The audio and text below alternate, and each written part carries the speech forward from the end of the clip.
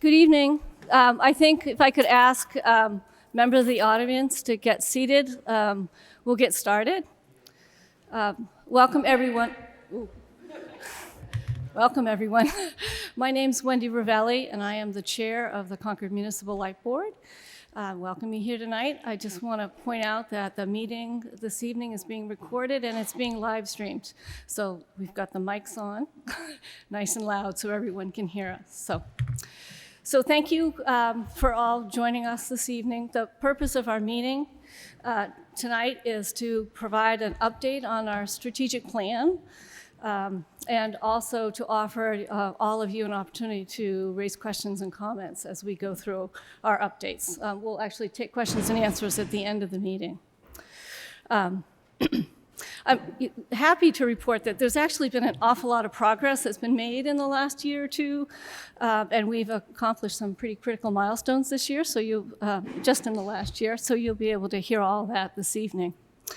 As part of our agenda, for those who may not be as familiar with the initiatives that led up to our strategic plan, we'll provide a brief overview, a little history leading up to the plan.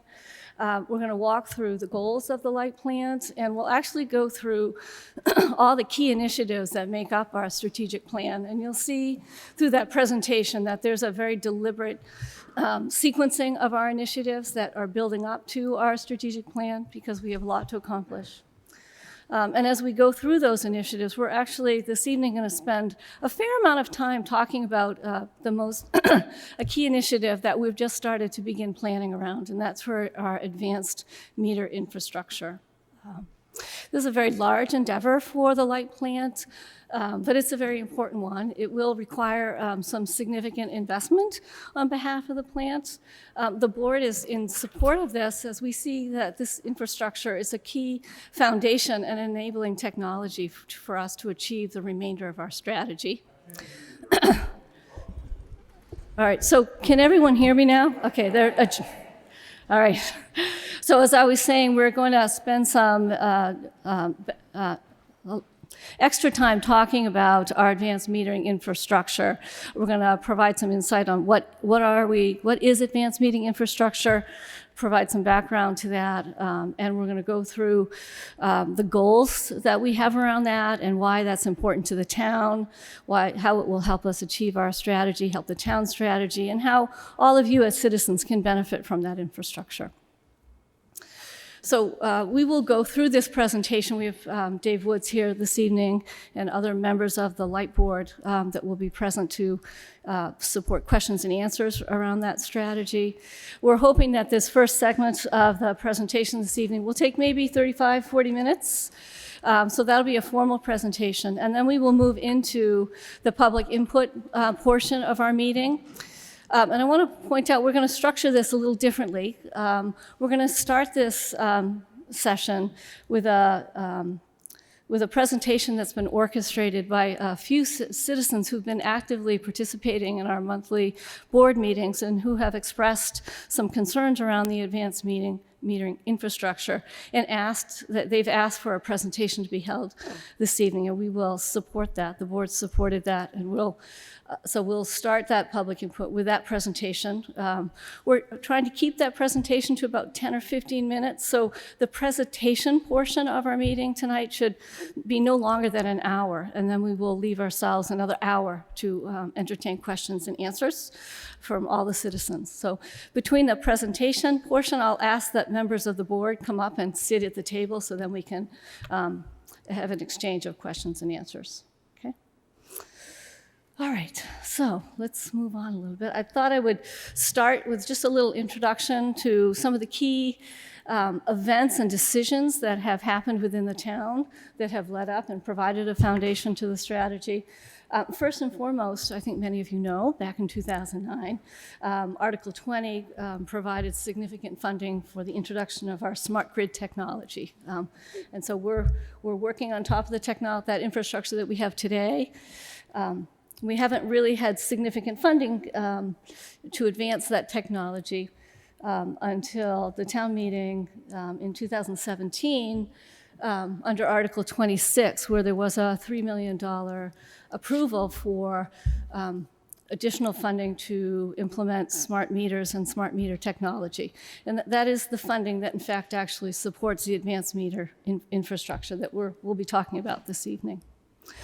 And I didn't mean to take this out of order, but Article 51 obviously was a very significant authorization that the town meeting has made around our commitment to greenhouse gas emissions reductions. And the light plant obviously plays a significant role in trying to achieve those goals. And you'll hear how we've contributed to that over the course of our presentation tonight. All right, so I think at this time I'd like to turn the podium over to Dave Wood, who will continue this presentation, provide more background. Thank you, Dave.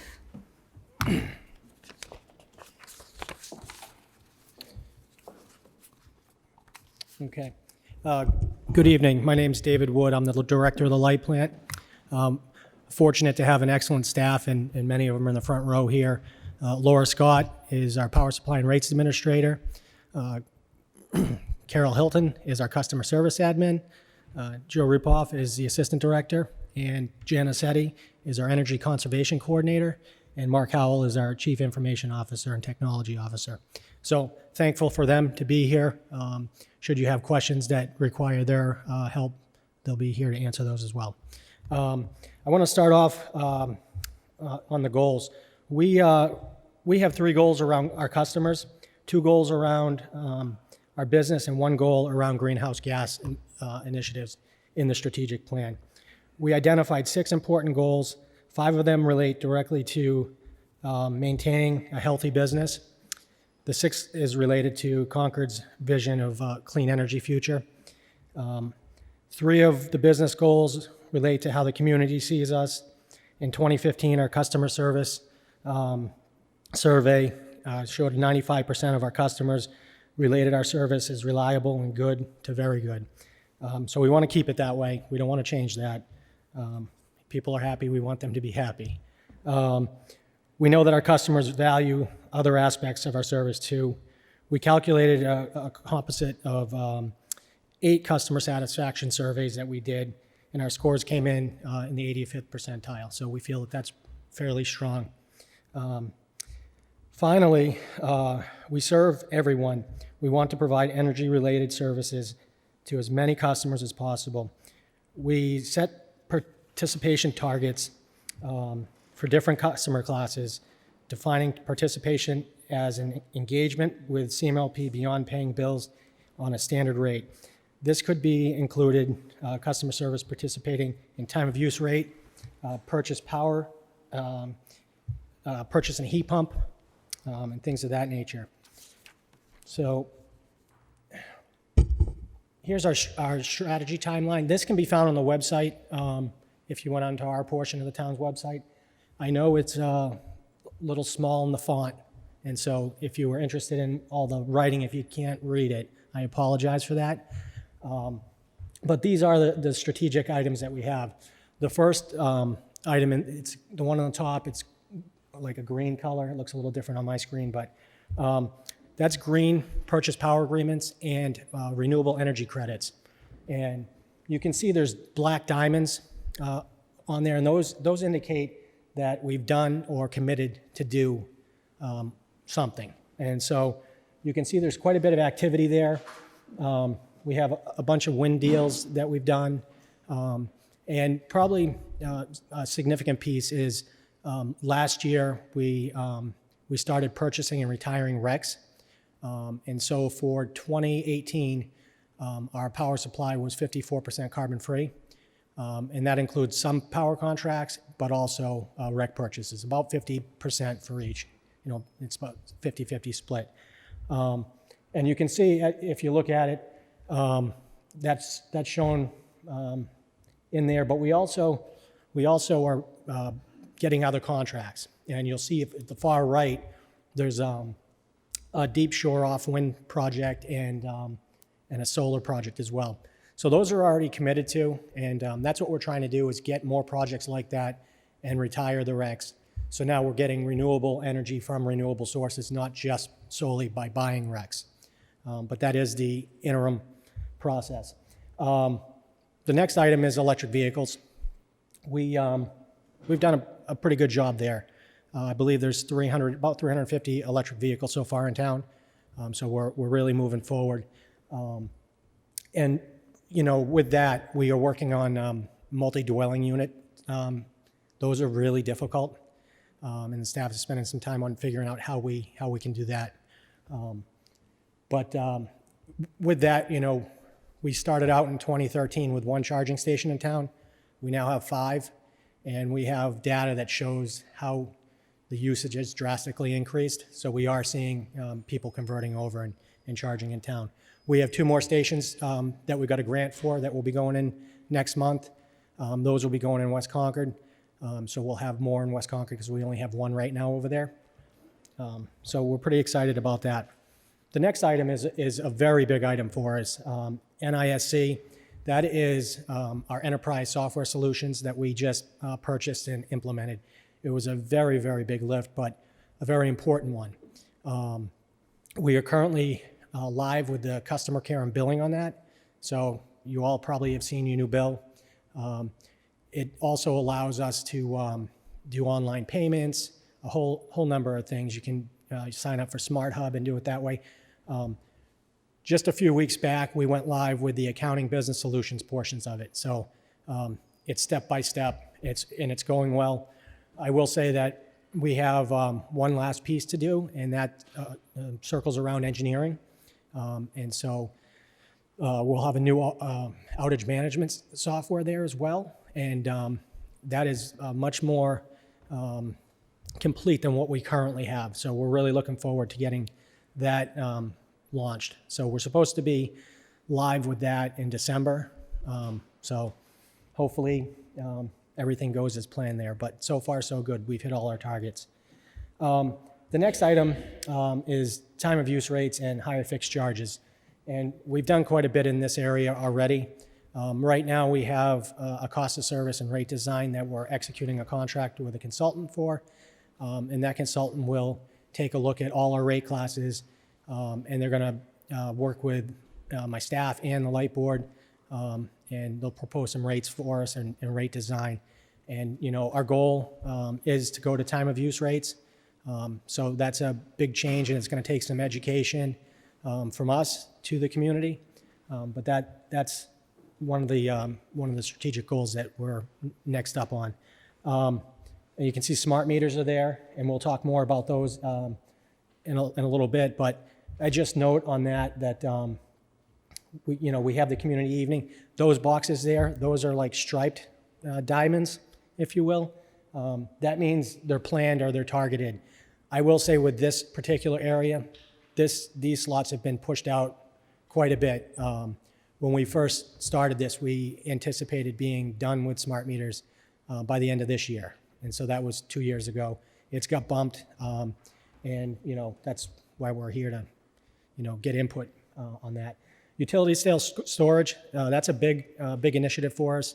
We've just started doing some, I don't want to call them interviews, but we started having some vendors in to have them share with us what their products are. And we've had 6 different ones in so far. We are in the early stages, but it is a needed thing for us in Concord. So we're going to keep working on that. Energy efficiency, really the goal there is out to 2022, and I hope that's still accurate, to have a full residential and commercial program. That's what we targeted. We kind of wanted to wait until the investor-owned utilities finish theirs, and then we would look at what they have and then work from there. So that's coming up. I don't know that we're fully involved with that yet, but I could be wrong. Smart thermostats, again, we haven't started that one. It's not scheduled to go until 2021. And it just, we have to get one thing done before we do the next and the next. And, the NISC piece, that needed to be done in order for us to even consider smart meters. So a bunch of these have dependencies. And if you're interested in the dependencies, that's on our website on the strategic plan. So you could look at that there. Space heating and hot water heating. We have we launched a program with the state, Heat Smart. Hopefully you guys saw it. We have had some uptake in air source heat pumps and ground source heat pumps. Not as much as we wanted, but again, we have a lot of balls up in the air, so it's hard to, you only have so much staff time. So, you know, we've started with EVs that got more attention than maybe the heat pumps and whatnot. But we're going to keep working on that one because that's part of our strategic plan for electrification. You know, the goal is to electrify Concord because our philosophy is to go to carbon-free power. And so that's really the main goal. We also have distributed solar on here.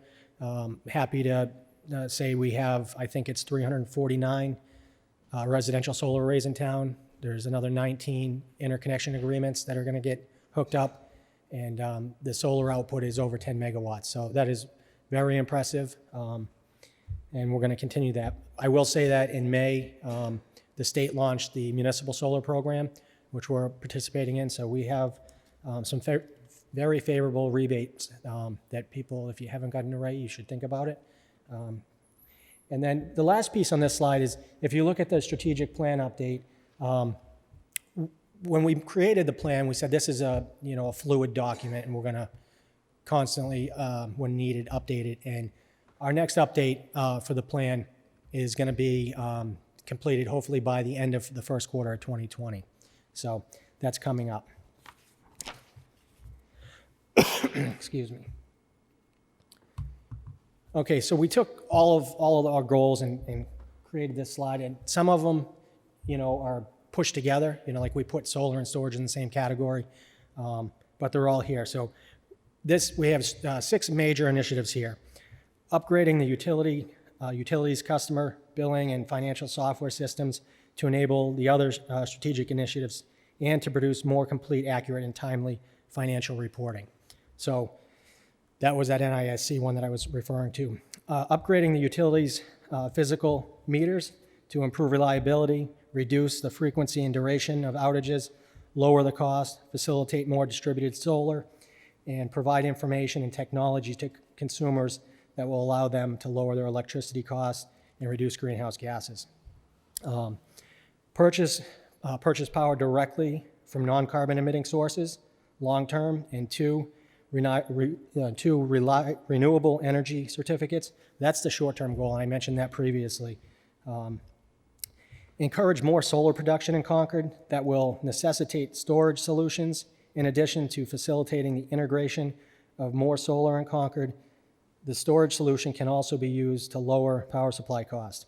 So I don't know if anyone here is part of the Google group, but we try and get customers to reduce the peak. When we do that, it saves everyone money, because that one peak day a year costs a lot of money. So if we had storage, we could offset some of that peak. So then promoting and supporting the electrification of transportation and space and hot water heating to lower greenhouse gases. Again, that's what I was mentioning before, where we're trying to get people to electrify. And then promoting and supporting energy efficiency in all its forms to lower greenhouse gas and cost to our customers. The strategic initiatives support 3 goals: reliability, customer satisfaction and value perception, and reducing greenhouse gas emissions. The future we are working towards is one where commercial and residential facilities are able to lower their energy costs and emissions by incorporating electric vehicles, solar, heat pumps, energy efficiency, and smart technology that will help consumers choose when and how to use electricity. So that's kind of the strategic plan in a whole, all of those items combined. And so now I'm going to talk a little bit more about smart meters. My feeling is most of you are here probably to talk about smart meters, but I could be wrong. So how AMI meters help CMLP achieve its vision? They improve reliability by sending CMLP information about system status. So that's reliability. The system status information provides the following benefits: isolates outages faster, dispatches our repair crews more precisely, reduces outage duration, limiting inconvenient and reducing labor and truck rolls for outages and diagnostic and restoration. Relay service outages information in real time permits the investigation of power quality issues and troubleshooting. It allows us to know when an outage happens. Some people aren't home, we don't find out for hours. We would find out that the power is out and would be able to respond to that, fix it, and if you were out for a couple hours, you come back, your power's back on. You wouldn't even know. So it gives us some of that. It provides consumers with the information and systems controls needed to manage their energy conveniently. Timely granular usage data is a launching point for behavioral modification. The two-way communication channels of a system architecture form and the basis of the future, which consumers send commands to their meter, which interfaces with other home devices such as thermostats, appliances, and things of that nature. And then they improved CMLP's service quality too. Automated meter reading results in fewer errors and more information available to customers. And then finally, they lower the operating costs and carbon footprint. You have remote disconnects and remote troubleshooting will decrease the number of truck rolls and miles traveled, which helps improve greenhouse gas emissions and its health. Yeah. Okay, so before 2007 and before that, we had just mechanical meters, and that's what's shown here. The problem with the mechanical meters is it's human error. So if you look at the picture in the middle, you see those dials, you have to read those, and quite honestly, the one in the middle that's almost to zero, when it gets close to zero, if the meter reader puts it in the system as 0 and it's really still 9, you get a higher bill and things of that nature. And we did experience that for a number of years. But, you know, it's an expense. We had 5 meter readers. We don't have those anymore, right? The system's automated now. And quite honestly, you have the picture there with the dog. That happened regularly. And I can say that I've done this, reading meters in 3 foot of snow. It's tricky. You know, we've had injuries from the employees. So our current meters are radio read meters, and we have about 8,300 total meters in town. They're not all radio, but this kind of makes you think it is. Those were deployed between 2007 and 2009, and those send a signal every 7 seconds, and if the van's driving around, it'll pick it up. So that's approximately just over 12,000 signals per day per meter. So that's what's out there today. We do have 1,000 smart meters already, and that was part of the 2009 Article 20 vote when we built the smart grid system, built the fiber optic system in town. And the fiber optic system is the backbone. It doesn't go to every house yet, but it is the backbone, and it's on most roads. We do have some roads that don't have conduits for them, and that's something that we're strategically looking at a solution for. I'm going to advance one here. So with the radio reads, this is what we have. You can see the van on the right and the antenna sticking up, and then the computer's in the passenger seat mounted. And so that drives around town with an employee, and it picks up those signals that are getting sent off every so often. And then if I go back, so we have 1,050 advanced meter. So those are the smart meters. Those send 6 signals a day.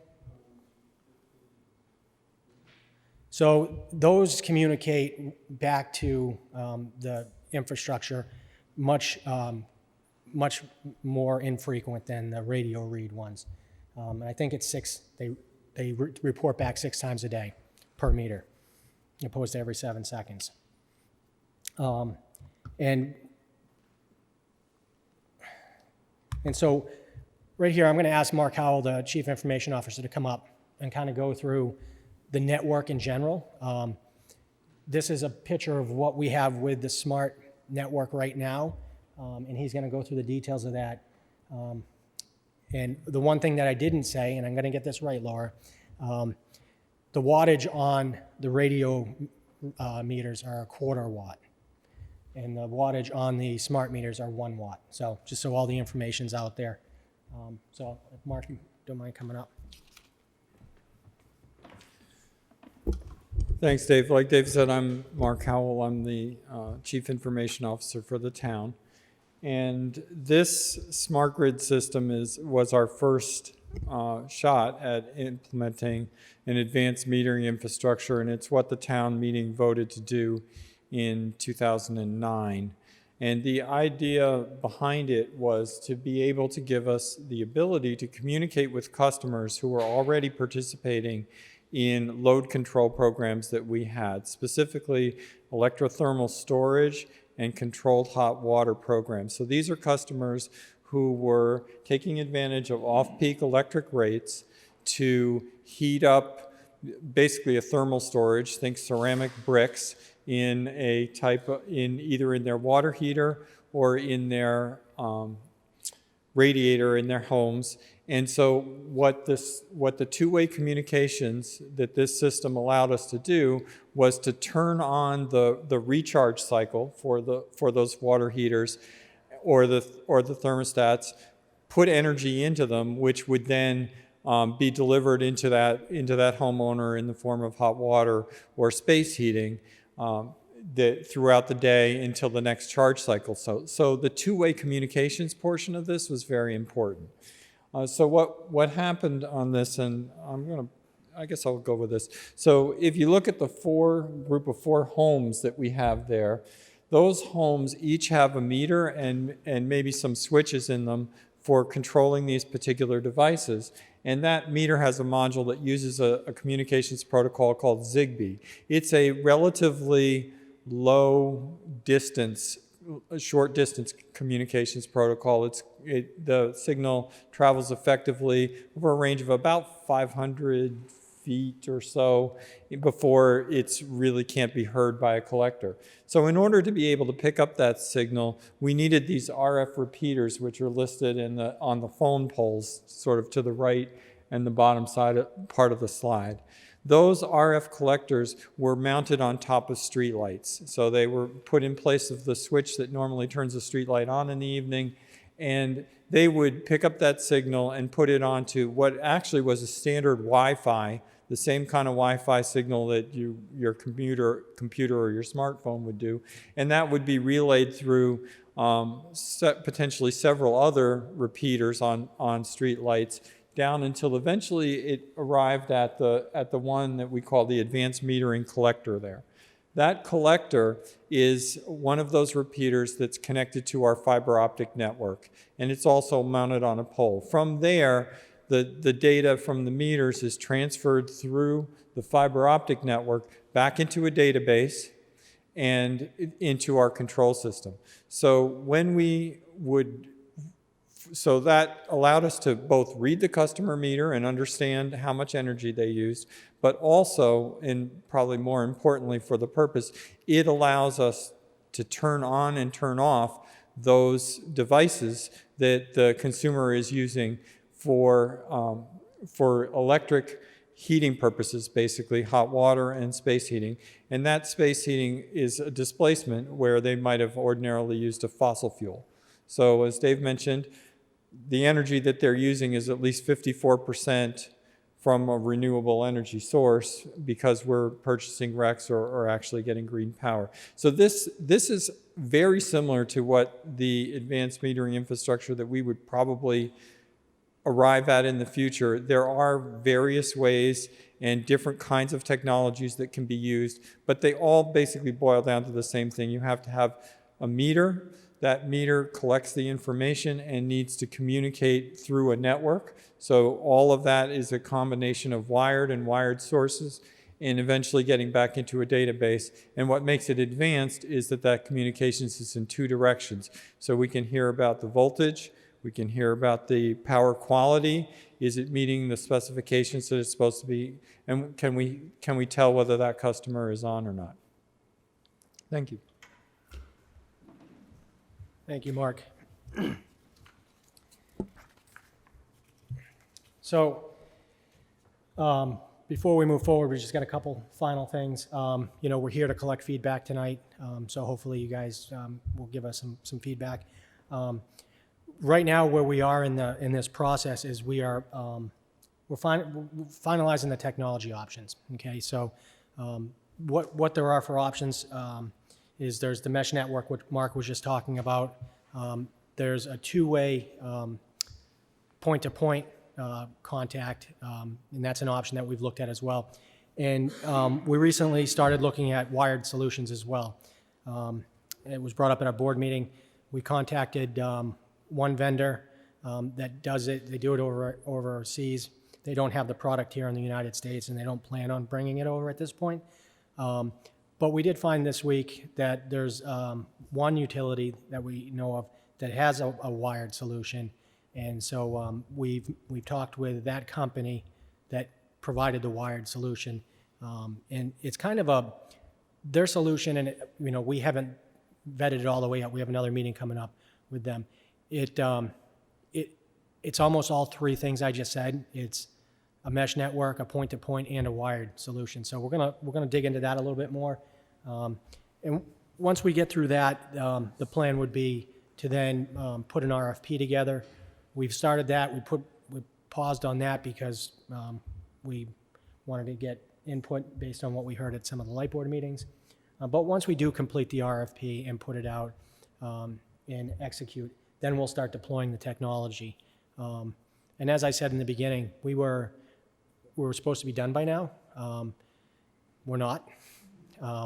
But we think it's important to get your feedback, and I know the board's interested in hearing it as well. So with that, that's our presentation.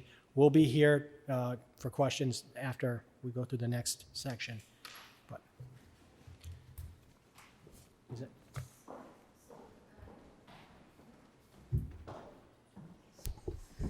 So I think what we're going to do now is we're going to obviously move into our public input portion of our meeting, and we're going to start with the presentation that we have authorized. So Dr.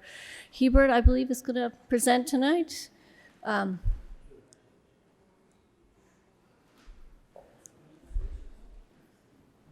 Okay. All right. Okay. Thank you, Virginia. Hi, my name is Virginia Hines. I live at 74 the Valley Road. First, I'd like to thank the Concord Municipal Light Plant and their employees, Board of Directors, for their hard work on the strategic plan as it relates to smart meters.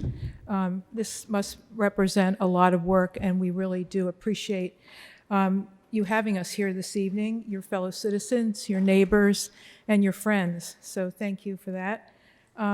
And we look forward to continuing to work with you. I would like to introduce Dr. Martha Herbert, a physician and assistant professor of neurology at Harvard Medical School and a pediatric neurologist at Massachusetts General Hospital. We are grateful to have Dr. Herbert here with us this evening to present on the health side of smart meters. Dr. Herbert.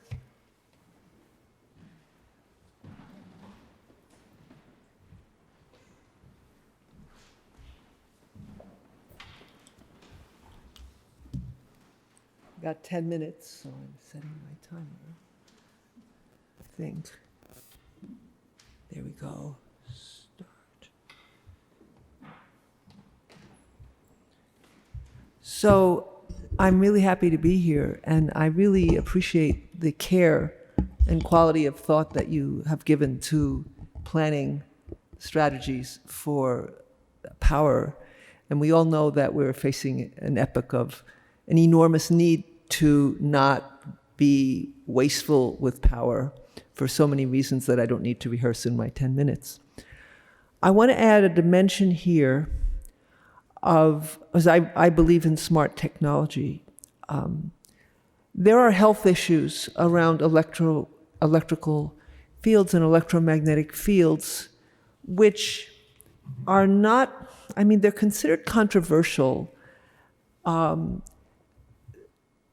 There is some research showing that the single biggest predictor of whether health effects are found in studies is whether there was industry funding or not. So people who are independent researchers are more likely to find health problems. I have to find this thing.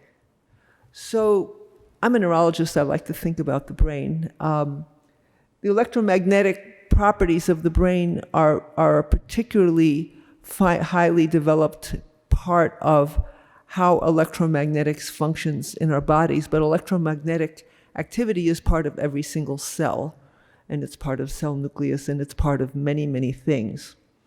And so what we have right now is a new to nature set of electromagnetic exposures that kind of have been taken for granted as being a good thing. You can't see it, you can't feel it, except for some people.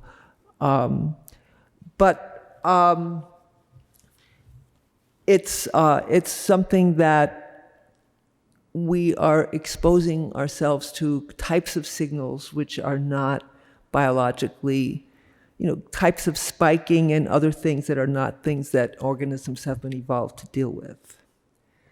As a retired professor, Martin Paul, has talked about that smart meters should be abolished because they use short, high-intensity pulses of microwave radiation. And these kinds of pulses are particularly, they can cause alterations in our calcium channels, which are very vital for a lot of functions, and also because it's disruptive. So that's an argument that this particular type of technology needs to at least be rethought. I think that it's important to realize that the health considerations haven't been so much a part of the design considerations, whereas they could potentially be. So what I want to do now is just briefly review some of the types of cellular impact that can be damaging. So I'm going to talk about EMF, and I'm going to talk about RFR, and those abbreviations mean electromagnetic fields, and radio frequency radiation. These types of radiation can be stressful to cells. There's an increase in production of heat shock proteins, even with the lack of measurable heat thermal increase. There's damage to cell membranes. Cell membranes become leaky. It changes the voltage properties of cells and degrades metabolism in various ways.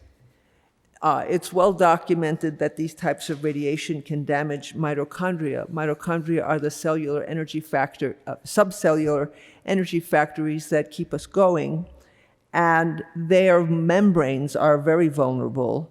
Our brains are hit very hard. The brains use 20% of the energy of the body, even though our brains only weigh like 3 pounds. These types of electromagnetic and radio frequency radiation create oxidative stress. Oxidative stress is something that occurs when cells in the system can't keep up with the stress caused by the utilization of oxygen. One of the prices we pay for the advances that oxygen allows us is that it generates free radicals, and it's normal to have them. But you fall behind in quenching them with antioxidants. And you're more likely to fall behind in the setting of a lot of exposure, particularly if you're antioxidant depleted.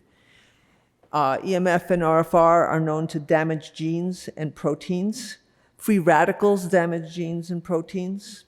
And these kinds of biological problems are associated with a variety of chronic whole body diseases and also with neurodegenerative diseases. There's a substance called glutathione, about which there are probably over 100,000 papers in the scientific literature, but many people don't know about it. It's the body's premier antioxidant and detoxification substance produced in the brain, in the liver.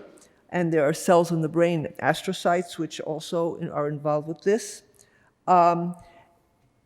You have an increased need for glutathione, and you simultaneously have your production diminished.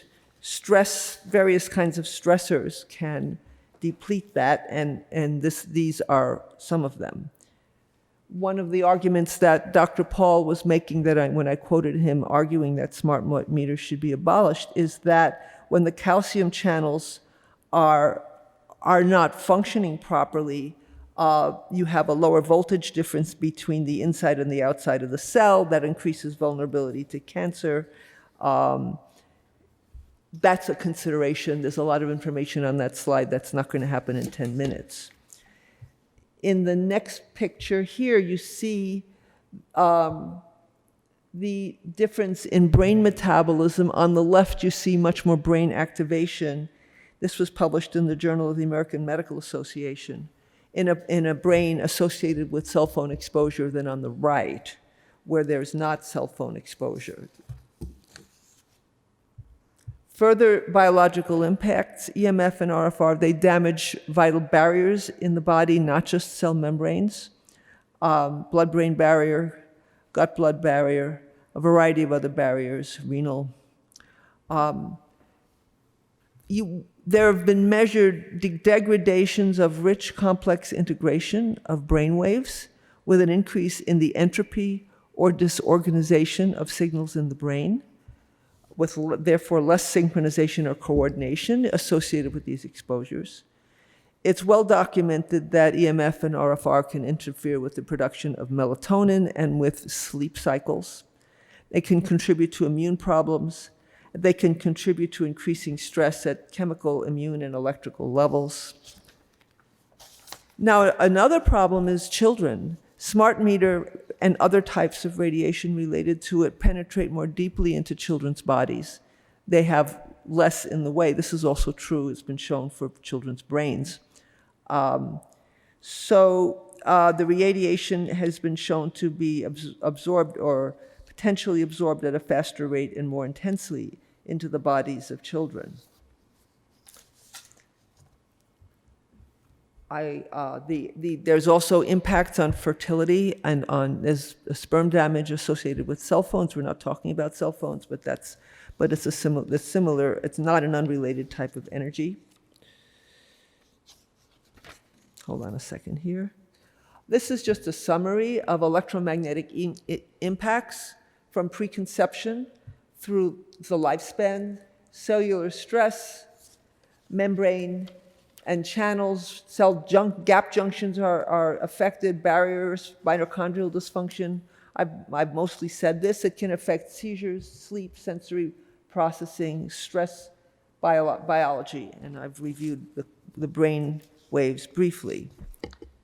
There are guidelines for a condition which at the current time doesn't really have a billable code, which is called by many names, one of which is electromagnetic hypersensitivity. And it is the tails of the curve of the population. Potentially that tail will move when there's more exposure. As there are more constant exposures, people will develop more diseases. And I was happy to hear about a wired alternative to the meters, because that would overcome most of what I'm talking about. So I think that, I've been in think tanks around this kind of thing, and a lot of us who are concerned about this agree that it's possible to come up with better technological solutions, because we all want to have our energy handled better. In the meantime, that's my phone telling me my time's up. Sorry about this, and I have to turn it off. Get through the encryption to get there. There we go, off. Okay, I'm going to wind up. I'm on my last slide.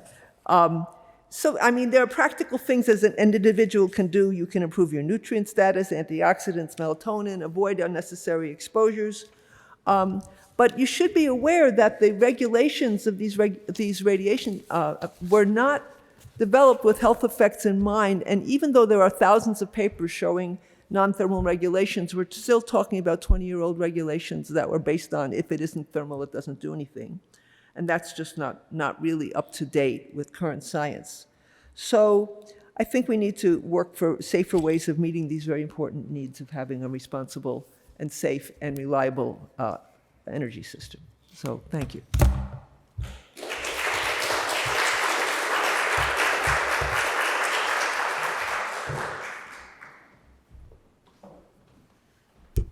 Thank you very much, and I'll just appreciate that you were so attentive to the time limit. So you covered a lot of material very quickly, and I think we sort of get the gist of your concerns.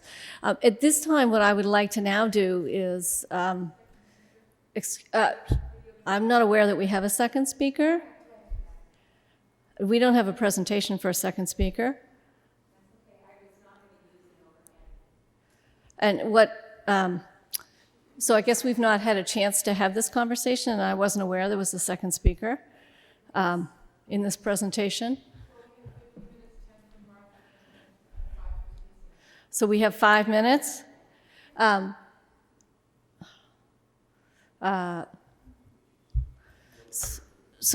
let's just stick it with 5 minutes. So if you can come up here quickly and speak, and so I'd like to ask you to introduce yourself.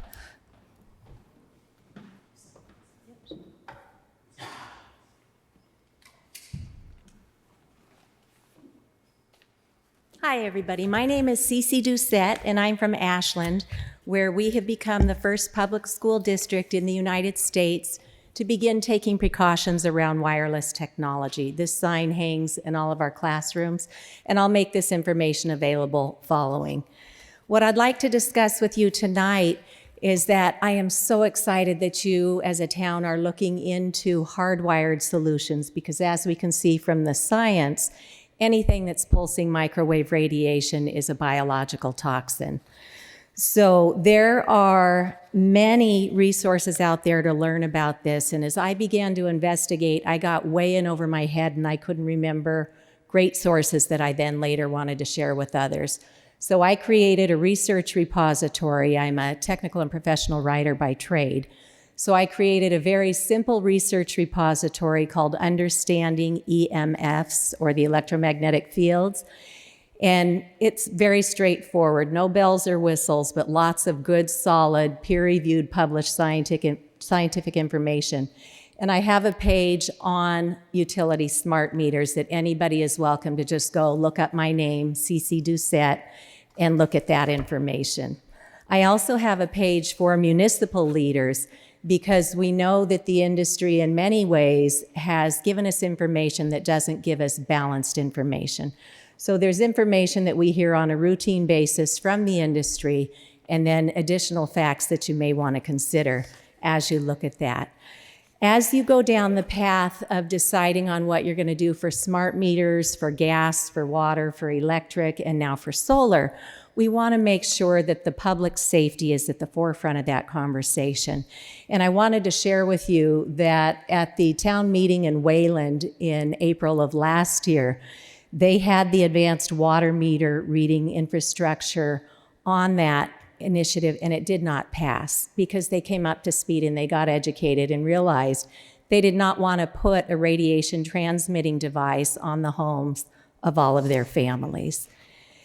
Out in Great Barrington, the same issue has been discussed out there. So it's not unique to Concord. Everybody is having this conversation.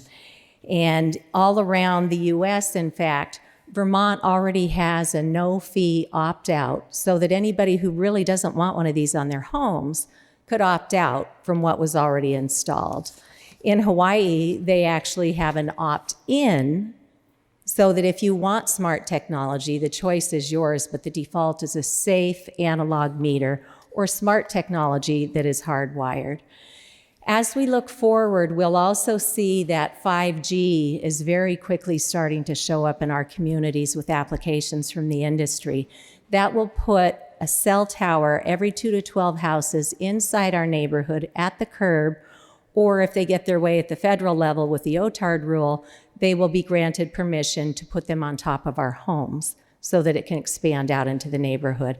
The town of Burlington got ahead of this. They put in a small cell policy that had Verizon withdrawing 7 small cell applications because Burlington said if you put those in, you can't just drop and run. You have to come back every year and recertify that that's still viable in our community.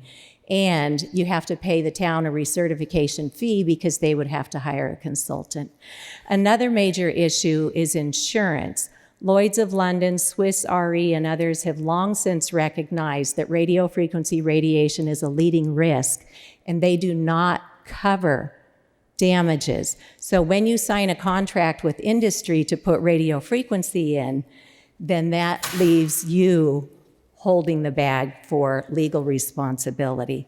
There was a Fay School lawsuit in Southborough where children were becoming ill from the wireless, and for the first time in a U.S. court, the courts recognized the non-thermal effects of radio frequency radiation.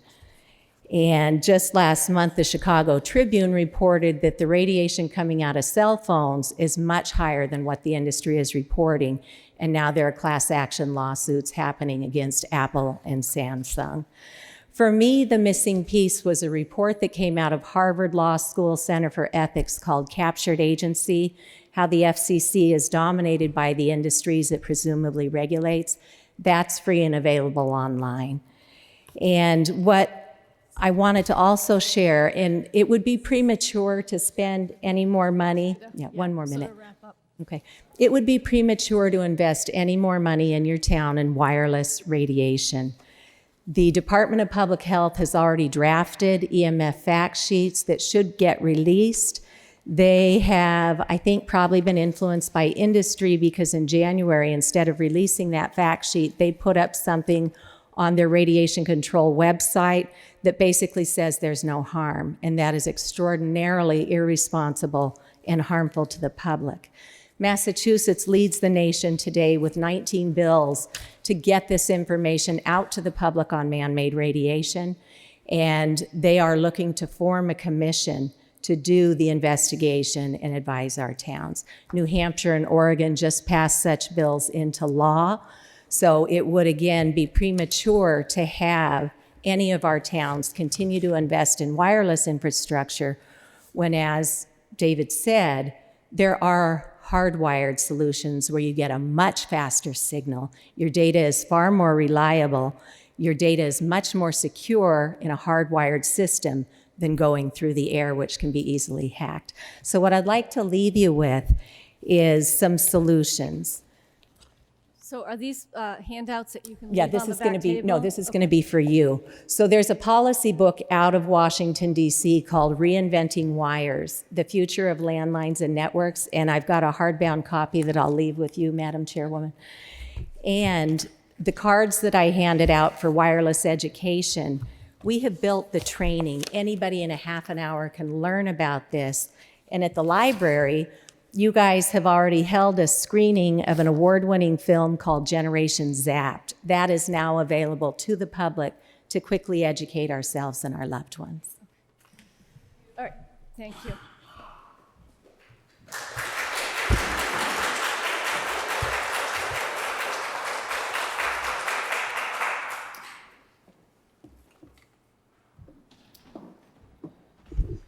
Okay, I think this is concluding the presentation portion of our meeting. We're now, I'd like to ask the members of the board to come up to the table, and we'll now entertain individual citizen questions and comments.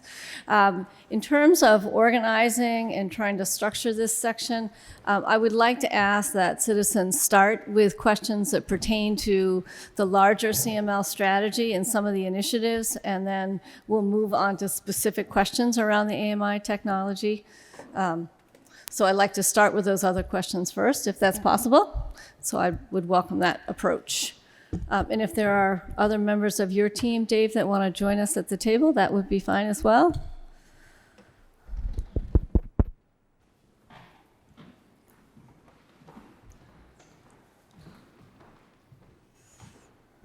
Thank you.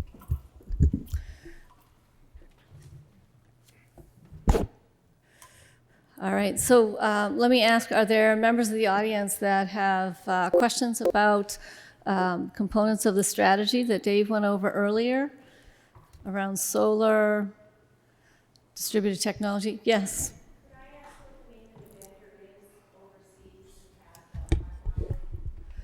Dave, can I ask you that question? Can she go up to the microphone? Oh, yes, I'm sorry. If you could come to the microphone. And I should ask people to come to the microphone, announce their name and address. Thank you. That microphone is not on. You want to give that a try again? Cassie Doucet, no. Wait a sec. Yeah, I think Wait just a sec. We're going to fix the technology. Testing, testing. There you go. All right, 3 times the charm. Cassie Doucet from Ashland, and I'm so pleased to know that you're looking into hardwired solutions as well, and wondered if you could share the name of the vendor overseas that offers such a solution. It's Landis and Gear. Lansing Gear? Landis and Gear. Okay, thank you. Yeah. That's LADIS plus GYR. Landis and Gear. Glad you spelled that. Brian. Brian Folds, 33 Riverdale. You wanted questions not... Oh, that's right. We got to get really close. Yeah. All right. Brian Folds, 33 Riverdale. You wanted questions not related to AMI yet. I just wanted to try to organize some of those questions. So to start with that, make sure that we can cover some of the non-AMI issues. All right. I'm gonna bring up a topic that I've brought up before, which is distributed storage is not included in the strategic. Yeah, it's not. Distributed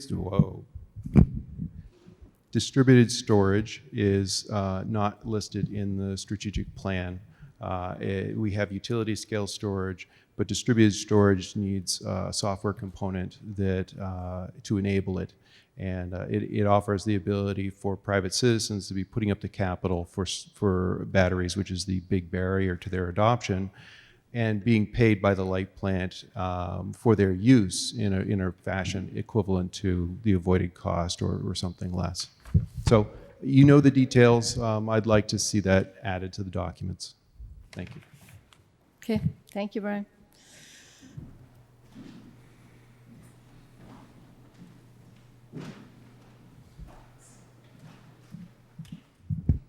Sue Felshen, 19 Sunnyside Lane. I wonder if you have any plans for community-based solar of any kind within Concord or outside of Concord as an option for people who are unable to put solar panels on their home. Dave? Yeah, we haven't started looking at that yet, to be honest. We're in pretty deep with all the other initiatives, but it is something that we're aware of, and we have had some people ask, so we'll start discussing it in the future, but we haven't got there yet. Great.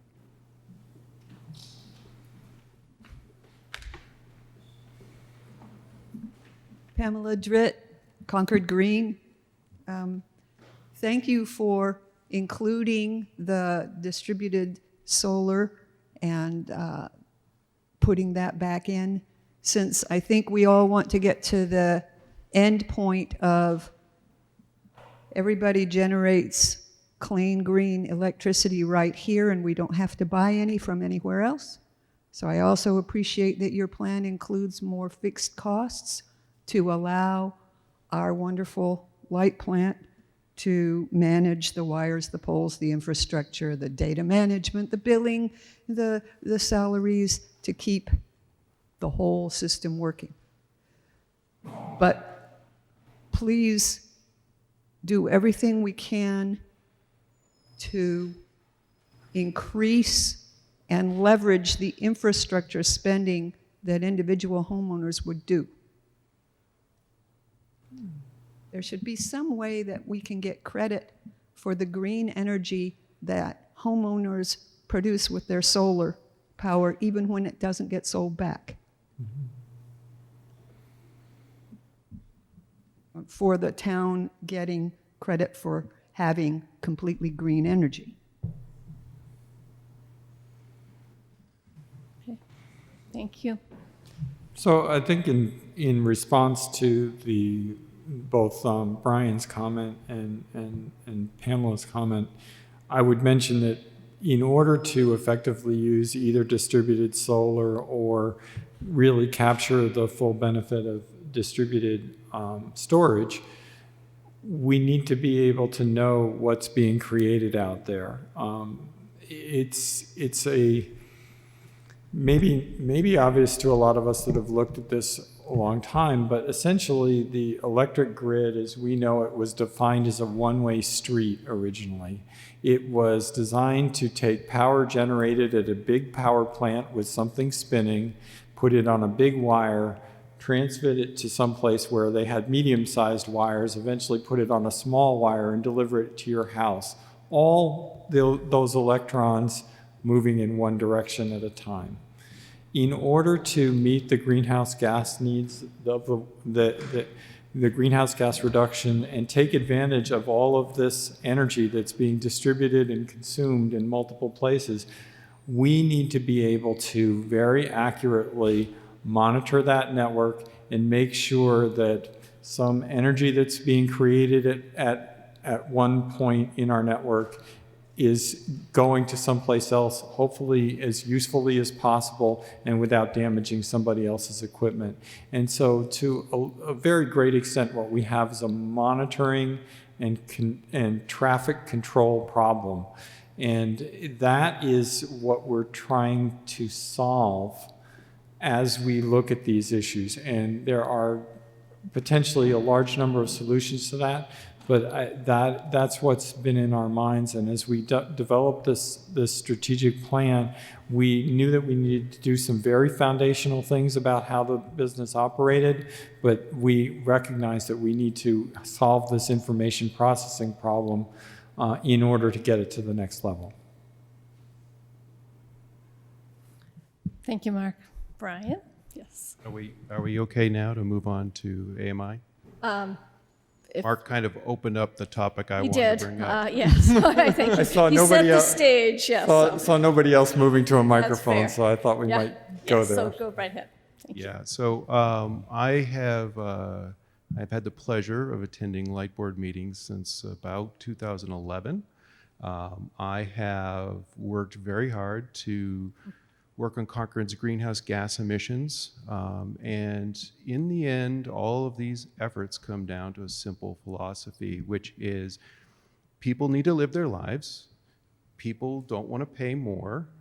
They need an option for clean energy, and they need to be able to transition to it the things that they do that are polluting, and they want to do those better. Electricity is that fuel. We've worked hard to decarbonize it. We've worked hard to keep the cost down and do lots of discussions about cost. This technology does not need, if there's a wired option, I think that is a great solution. But to address climate change, we need data. We need mountains of data. We need software. We need the ability to have the light plant assist customers in saving money on their bills. They need to be able to understand our own consumption of energy. We need to be able to take action with information, and that is what we've been missing forever. In 2016 town meeting, I brought a citizen's petition to the meeting to ask get town meeting to push the light board into action to doing a time of use rate that required smart meters in its deployment, because this is what we need to do to control cost, to avoid unnecessary investment into our infrastructure, to meet a small hour of when everybody wants to use it because we've got an average price. This technology and the information it provides is the key to us transitioning to this clean energy future and continuing to live the way we want to live and to not have to pay a ton of money on wasted infrastructure that will only meet our needs for 1 hour each year. It's very important, and my tone is different than I usually use when I'm speaking. And then people who know me don't usually see this tone. This is the frustration of hammering away at this idea for over 8 years and not having action taken on it. So, and I am not somebody that yells at other people to do the work. I am there to help you all the way to solve the problems, to make it happen. But it's not happening. And this is you know, this concern about smart meters is just the latest roadblock. It's not the cause of all of that delay. It isn't, and the frustration is that climate change isn't waiting. The effects of it are here. The effects are happening. Concord can show leadership in the ability to tackle this very complex challenge and to do it with really practical solutions. But the light plant needed to modernize to be that solution. The billing system is so wonderful, getting out of that Fortran-based billing system that couldn't do anything, and we couldn't do rate structures to make the financials right. But AMI has to happen. It doesn't have to happen with a radio frequency if that is a truly viable option. It's not here in the US, which makes me concerned because that means that it's hard to service, unavailable, maybe expensive. There might be other barriers that come up with that. I am willing to invest into fully exploring that to see if we can't get that as a solution, because I agree, there's no reason why we should add more radio frequency signals to our lives. We have quite a lot in the modern age. But what I don't want to have happen with this discussion is another year, another 2 years of inaction on getting this data to tackle what is not a theoretical problem or one that we're starting to see some evidence for, but one that we feel today. That's the one I want to address. So I'm going to call it a day there, because otherwise I'm going to start using expletives. All right, thank you. Thank you, Brian. Stuart Freed, 179 Independence Road. I couldn't have asked for a better segue for my question. After a career in the glass house, I have 3 questions. What is Concord planning for data security, data anonymization, and data retention? What was the last one? Data retention. Retention, yeah. Mark, I guess that's yours. So I think the answer to that is yes, yes, and yes. We've already pursued policies to protect both the AMI and the AMR data that we collect today. To the extent that we have worked on analyses to try and understand load and patterns, we've anonymized that data before applying analysis to it in order to generate the models.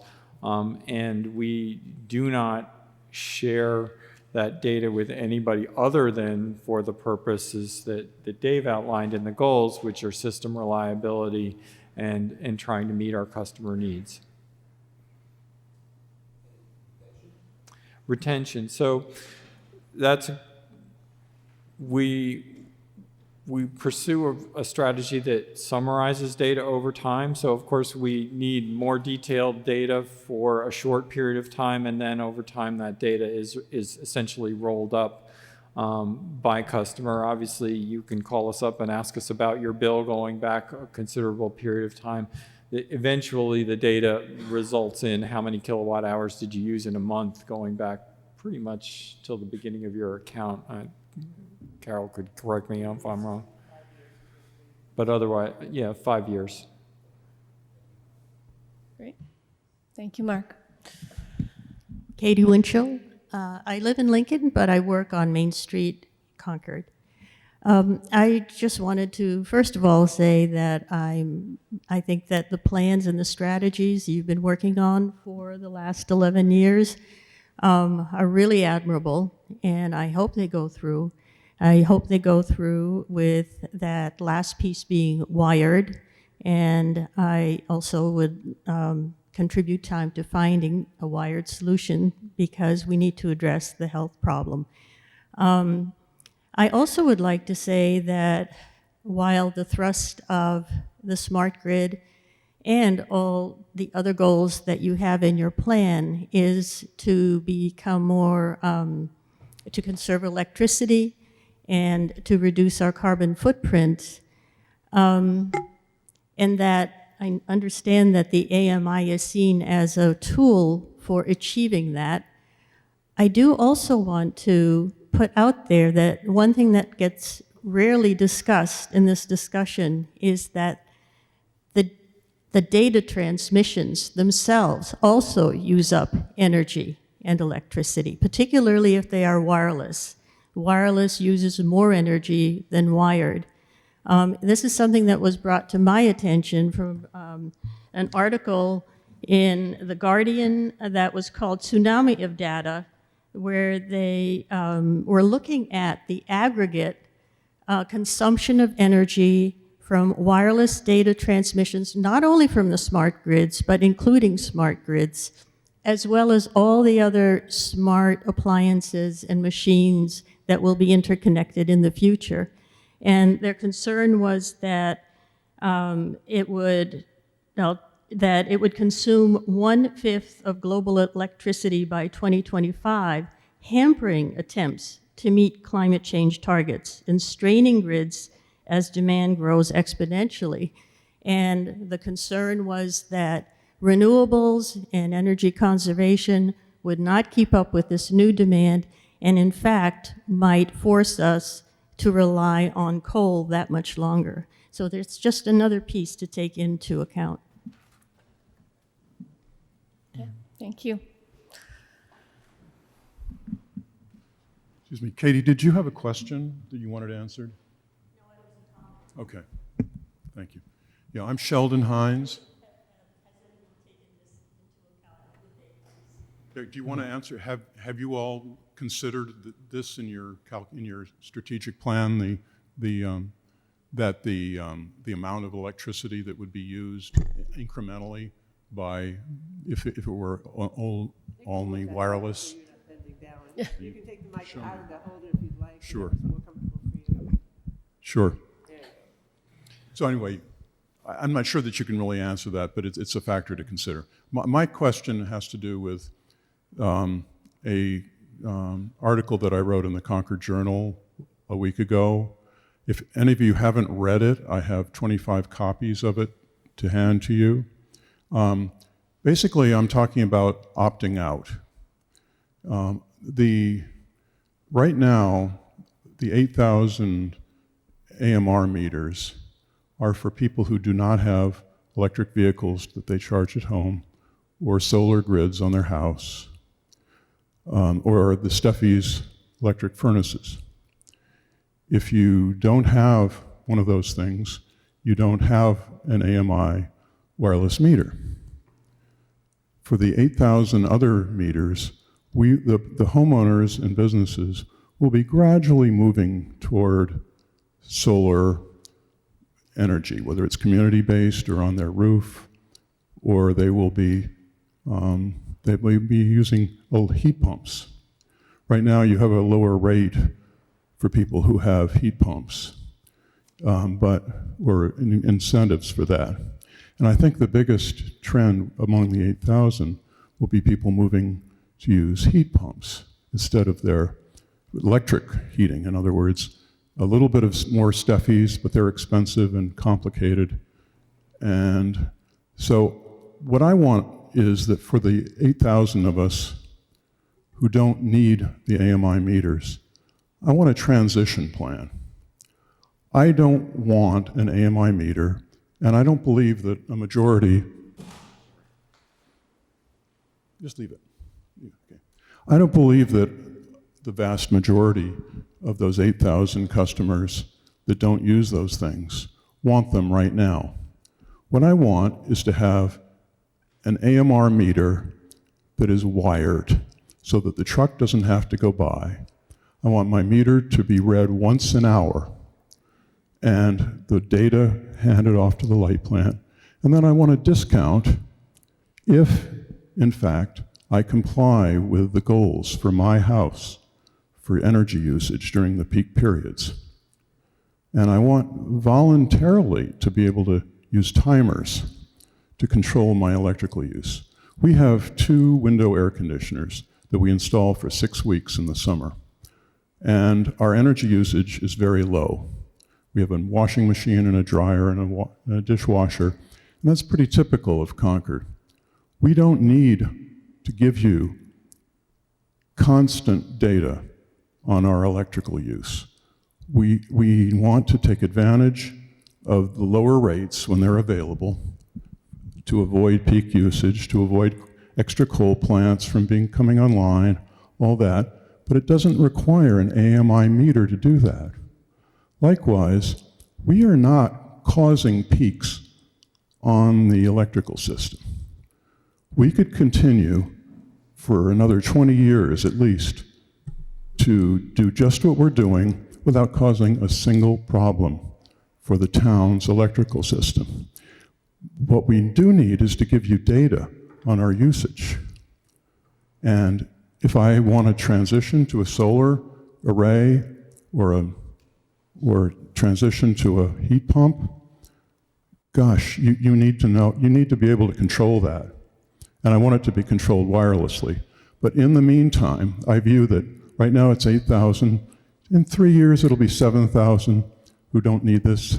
And then it'll gradually move asymptotically towards 0 that don't need the AMI meters. But there's not a single thing that I can see, not a single thing that I gain from having an AMI meter in my house. And there's not a single thing that you gain for the vast majority of those 8,000 customers from having the data, the continuous data that comes out of that, and the continuous pulsing of energy that's required. And you need to be aware that the 6 transmissions per day for the AMR meters that you mentioned, that's the tip of the iceberg. Those things are pulsing constantly. And those pulses go into the people's houses. And they may not be reporting being sick, but they're being affected.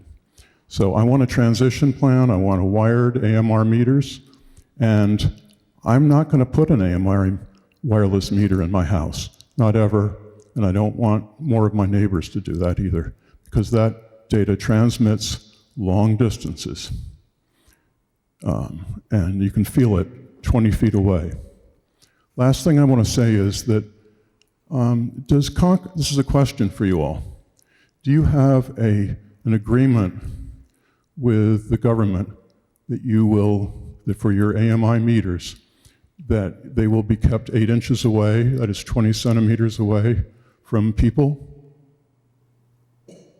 Is there any such? Are you aware that AMI meters, that's the standard of the FCC, that they be kept 8 inches away from everybody? Yeah, we don't have an agreement with the government on that. So you have, the requirement exists, but you haven't pledged to fulfill it. I think I don't know that it applies to municipal light plants. I'd have to look, but it probably applies to investor-owned utilities. It applies to the meter, whoever uses it. Yeah, we'd have to look into that. So I'll give you some information about that. Thank you. That's my only question for you. But I do not understand for the life of me why I need to have an AMI meter in my house at all until I transition to something more green and allow Concord to be more green. The other thing I want to know is there a Bible for AMI that says, here's why people who don't use these advanced technologies really need to have it in their house? I've been searching and searching for a document that is independently written that says, oh, everybody really needs to have an AMI meter in their house for these technical reasons, because the grid is so sensitive, something is bad, something will go wrong if you don't have an AMI meter. I can't see that how anything but a sample of data from the people who use, in the 8,000 meter group would be needed to understand where you need to go in your energy future. My data is of no value to you, and I will opt out. Thank you.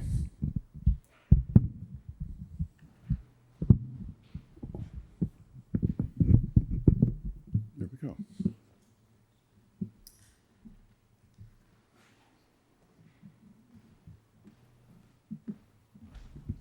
Sue Felshen, 19 Sunnyside Lane. We were presented some information tonight about supposed risks from RF radiation, but it was not at all presented in context of relative risk. We have poisoned our environment with numerous things, not only the possibility of electricity, but plastic, turf, which was just in the Boston Globe, lack of exercise, overwork, endless numbers of things in our environment. If a few people died from AMI meters, that would be a lot fewer than the people who die of other causes. I'm not convinced that this would happen, but I'm willing to concede that since other people are concerned, they might be allowed to opt out of AMI meters, even though I understand it will raise the electric rates for everyone in town by not having universal AMI, which would give us a better electrical rate. But without some kind of information of relative risk, I have to take the absolute well-proven risk of climate change, which has the ability to destroy our entire civilization, against the possibility that a few people might be harmed by RF radiation. And as a final point, I believe that every electric dryer causes peaks whenever it goes on because it has high use. Water heaters cause peaks. Pretty much every use of electricity causes peaks. So again, I'm willing to concede that maybe people can opt out, but their usage does in fact have an impact on the town. Thank you. Thank you. Katie Winchell. I was just, Main Street, Concord is where I work.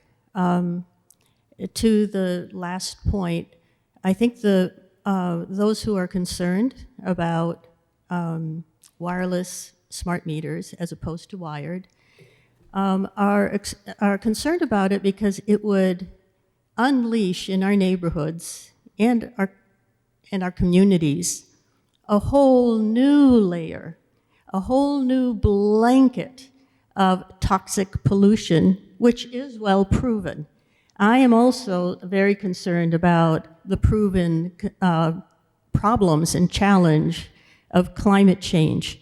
But what I am very concerned about is that in the pursuit of trying to find solutions to curb climate change, that we don't unleash yet another problem when there are other solutions. As for the opt-out, it's a snare and delusion, it's a red herring. It's like telling someone who doesn't smoke in a room full of 20 people who are smoking, you don't have to smoke. And we all know that it's also proven that secondhand smoke can cause the same diseases that smokers experience. And that's exactly how exposure to this microwave radiation will also work. And I think that Concord is in such a wonderful position to continue with the plans that you have worked on so hard. You have the fiber infrastructure. It's only this last piece where if you were to address it with a wired means, then we could work on it all together in a safe and untoxic way and move forward with the climate change challenge without having to, as I said before, unleash this additional problem. Thank you. So one of the important things that we should share is, getting fiber from the street to the house is very expensive. So we've run some business models years past on this. We're estimating that would cost about $14 million. So just so everybody has the information, it's not slam dunk, we can do this because it's very expensive. And we'd have to balance the economics with the rates. So that's one of the most important things for us, is to make sure our rates stay reasonable. And so I just want to put that out there so everyone is aware of it. Thank you, Dave. Cassie Doucet from Ashland. I wanted to just address a couple of additional points there. The set of studies that got me on my feet to begin taking notice of EMFs was when I read the fertility studies. They show that male human sperm exposed to a laptop with the antennas on changes the DNA, slows the motility, and causes far fewer sperm to be viable in just 4 hours of exposure. And I had just bought my then 15-year-old a laptop for Christmas, and of course, where is she using it but right on top of her reproductive organs? So we definitely want to be very careful with wireless exposures. Fetuses are the most vulnerable of all, and if you put up a smart meter without warning people of the radio frequency radiation, and you have a pregnant woman on the other side of the wall, or you have a child, or you have a senior citizen, and we know this causes a lot of cognitive impairment, or you have somebody with an existing health condition, those 4 subpopulations are known to be especially vulnerable to microwave radiation. So I think that we're on the right track to transition away from wireless and go to hardwired systems.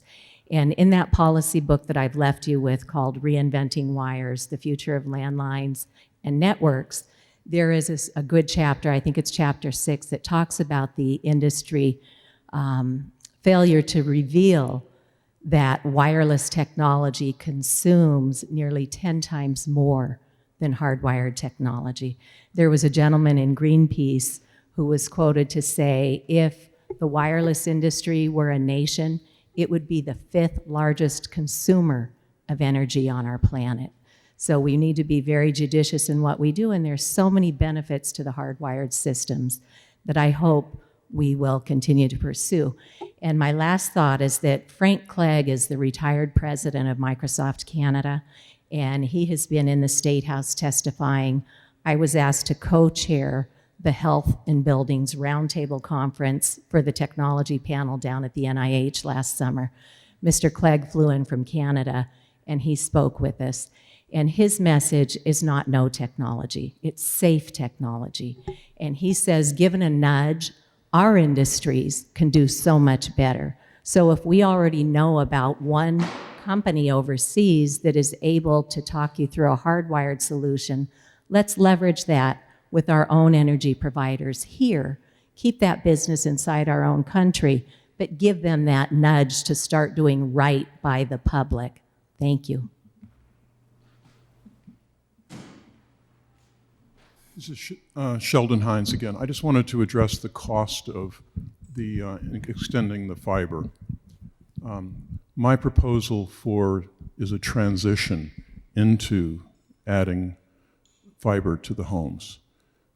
If I were tomorrow to buy solar panels to put on my roof, which I'm not going to do because my house faces north-south, it's not going to take good advantage of that. But if my house were turned 180 degrees, 90 degrees, I mean, and I would be, I would want to have fiber extended to my house so that I could take advantage of a lower rate or get onto the grid.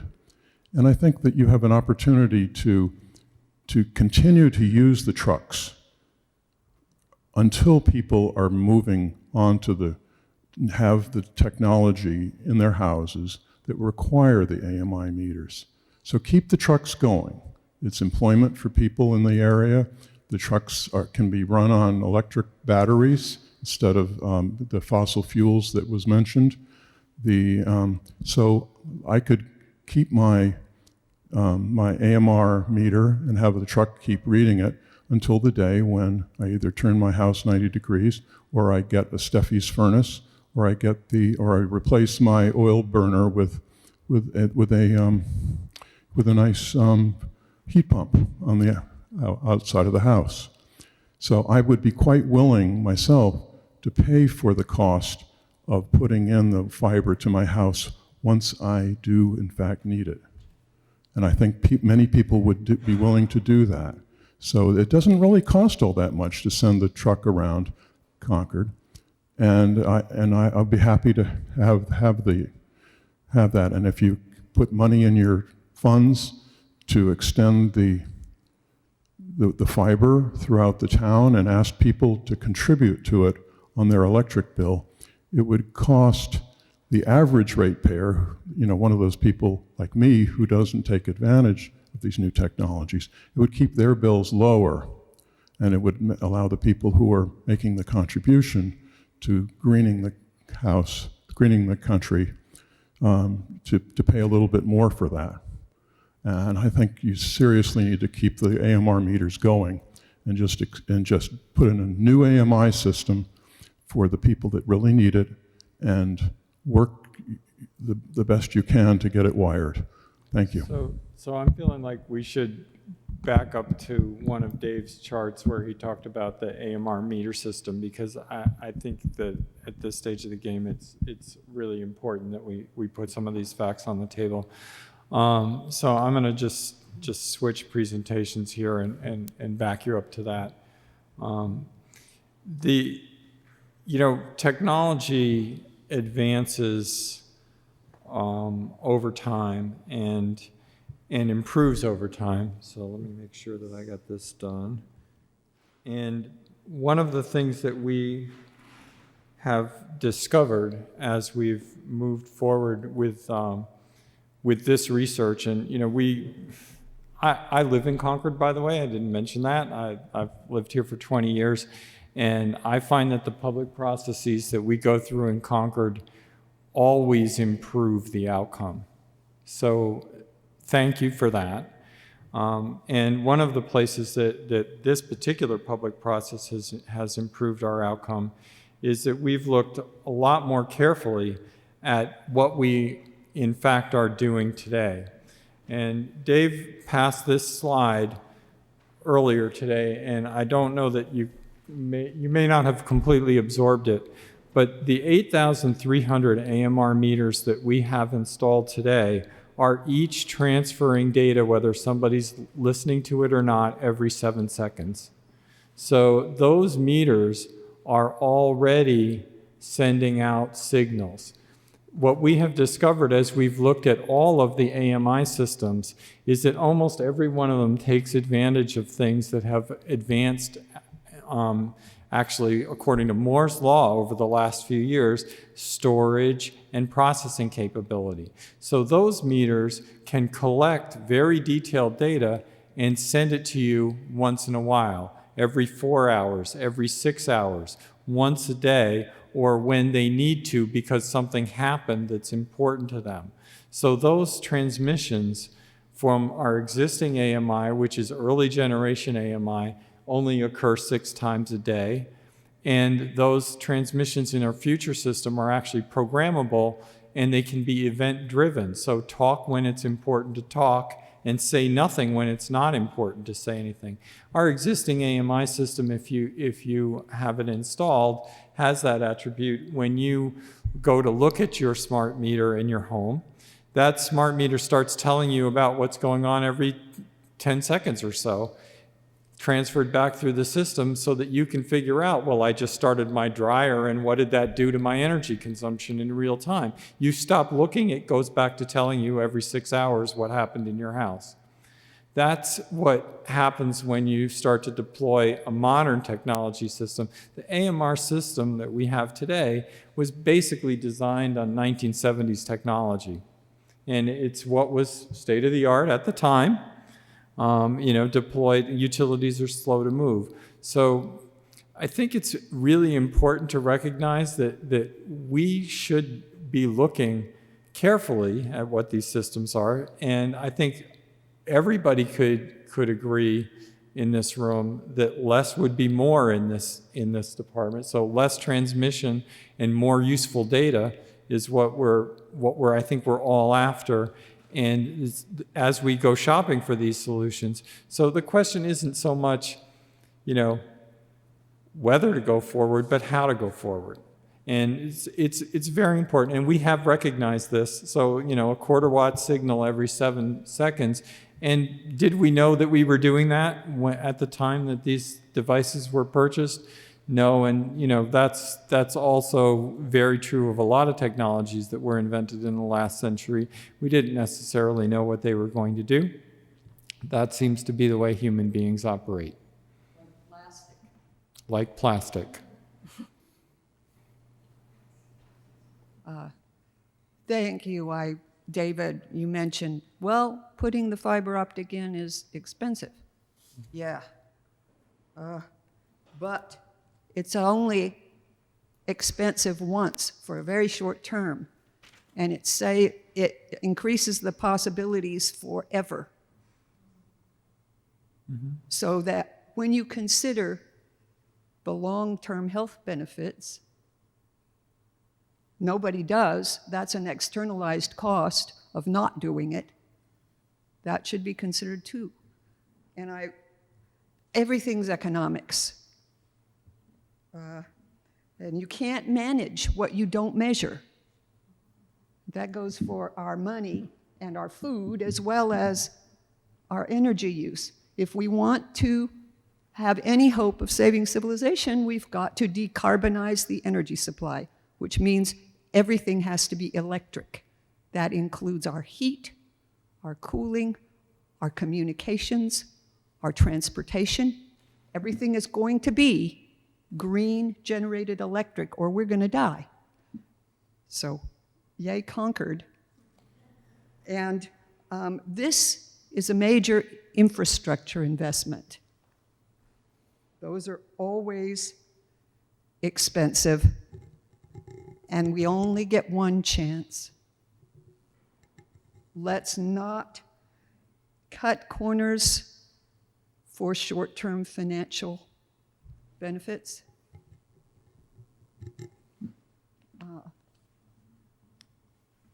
Because we got to have everything electric. Okay. Thank you. Jill Sandine, 232 Virginia Road. So I have a solar array, and we have an electric vehicle, and we have one of these meters. And I can't begin to navigate all the incredible information that you can get when you go online about this type of technology. My understanding is that the negative effects of the radiation or all the studies that were done within, as somebody mentioned before, 8 inches of the meter. And the meter is on the outside of the house, and I can say that I am never within 8 inches. In fact, I'm typically more like 50 feet or 100 feet or 500 feet away. That doesn't mean that I shouldn't be worried about it. I think there are so many things that we need to be worried about these days that it's a little overwhelming, and I guess this is not at the top of my list. But everybody is kind of hooked into this wired solution, and you mentioned $14 million. Is there a sort of sense of scale? And of course, we can't factor in health risks and all these kinds of things, but is there a scale difference? You can say $14 million versus another number? That's my question. Yep, we'd have to run some analysis on the numbers. When we got the borrowing for Smart Grid, that calculation for $4 million was almost $2 on a median bill. So it would be much more significant than that, and the rates would go up, and it's just a matter of what would be acceptable. You know, would a 30% increase be acceptable? I would say for the majority of the ratepayers, they would not be happy about that. So, there is no increase in rate using microphone, please. Wireless? Can you say that in the microphone?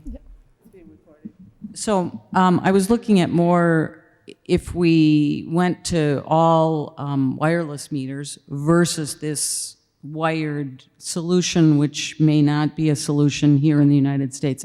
Somebody said Europe and so forth. So I was just looking at the difference in those two. Yeah.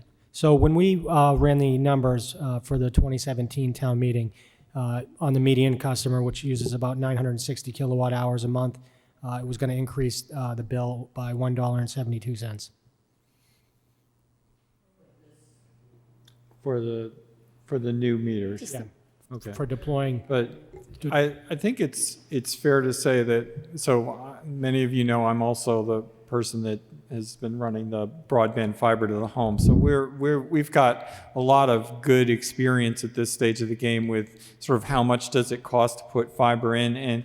And I would say that we're not doing it in the most efficient way possible because we're doing it to order. So we're not just going down the street and doing everybody. So you could gain some efficiencies, but it's typically costing us someplace between $1,500 and $2,000 to connect each home. So that's what it takes to get a piece of fiber there.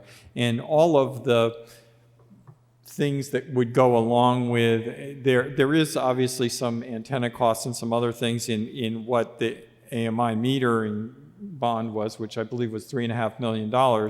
But most of that money was actually buying new meters. So that expense wouldn't go away. So all of the virtually all the incremental cost of actually wiring every premise would be on top of, you could think about it almost as completely additive to the cost of doing a wireless solution.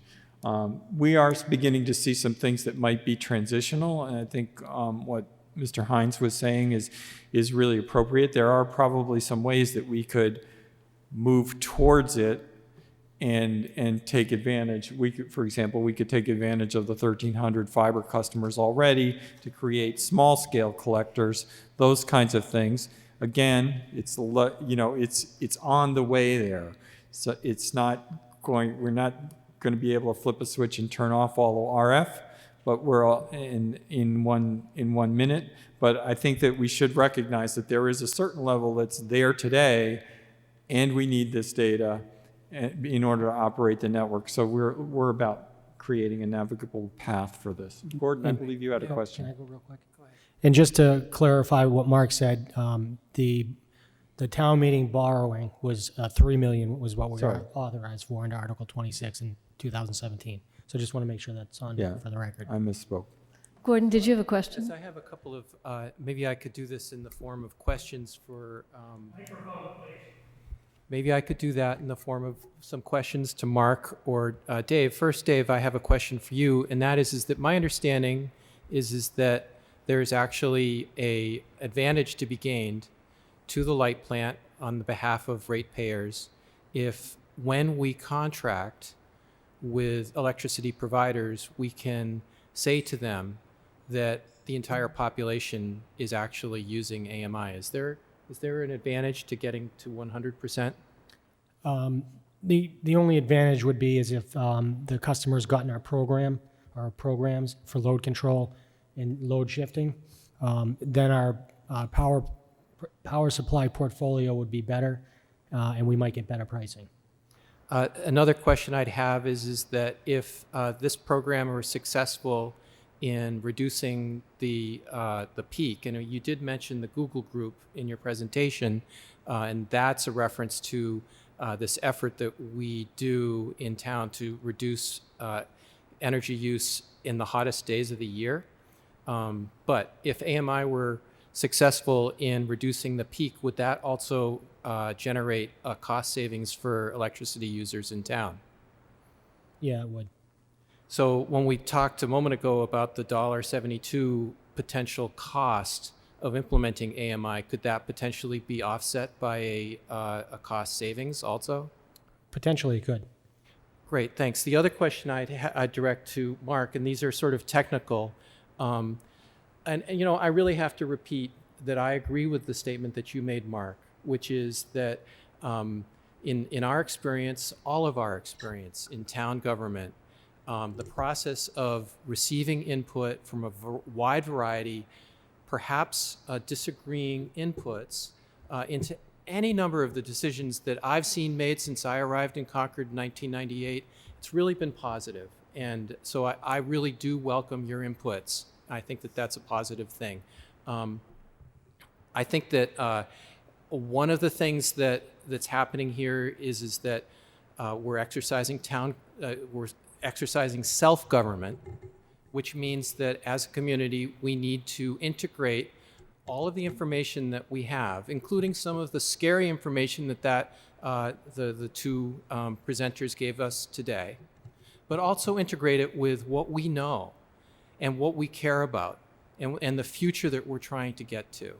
And that means that you can't just rely on an out-of-town expert to just give you a very focused package of information and be done, because you have to also balance it against what it means to live in Concord.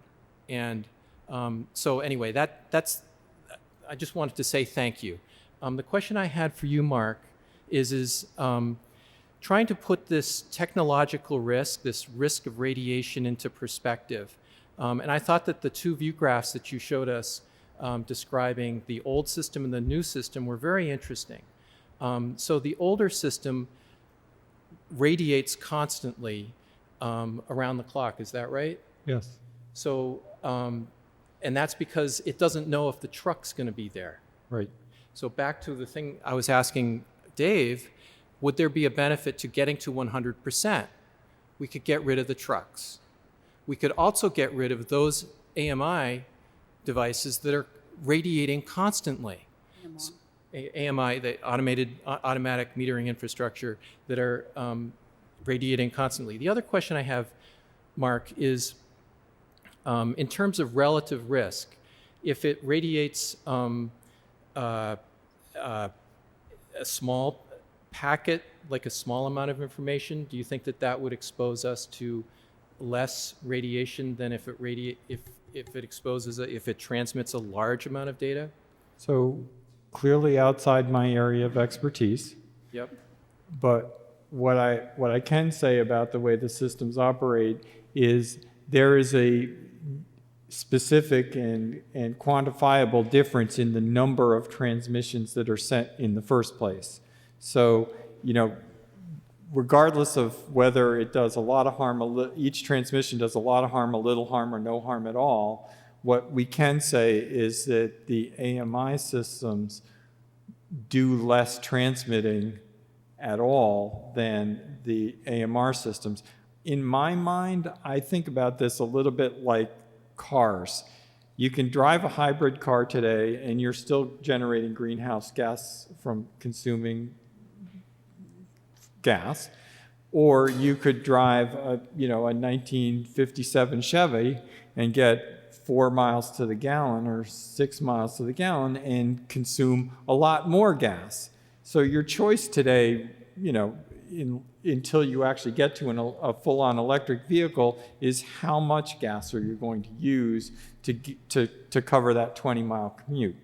And so what we can see is that this is a system that was essentially designed without concern for how often it was transmitting, and transmits actually very little useful information, and is incapable of receiving any information back from the utility that would signal what to do.